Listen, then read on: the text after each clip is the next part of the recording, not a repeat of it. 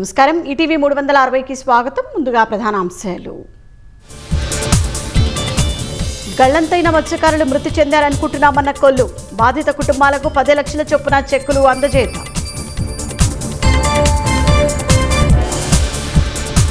అశ్లీల వీడియోలతో యువతులకు Joseph alias Raavan వేధింపులు. Phone data ఆధారంగా వెలుగులోకి షాకింగ్ విషయాలు. ఏపీలో యూనిటీ ఏర్పాటుకు బూయంగ్ గ్రూప్ సుముఖత. సింగిల్ విండో విధానంలో అనుమతులిస్తామన్న లోకేష్.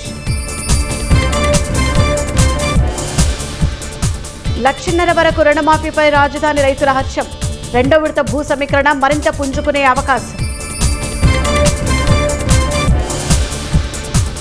విజయవాడలో ఉదయం నుంచి ఎన్ఐఏ తనిఖీలు.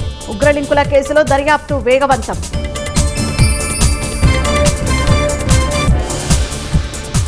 జుట్లు పట్టుకున్న మహిళలు, చొక్కాలు చించుకున్న పురుషులు. ఒంగోలు వైసీపీ కార్యాలయంలో శ్రేణుల ఘర్షణలు. బెంగాల్లో బాలికపై అత్యాచారం చేసిన నిందితుడు ఎన్కౌంటర్. సీన్ రీకన్స్ట్రక్షన్ సమయంలో పారిపోతుండగా ఘటన.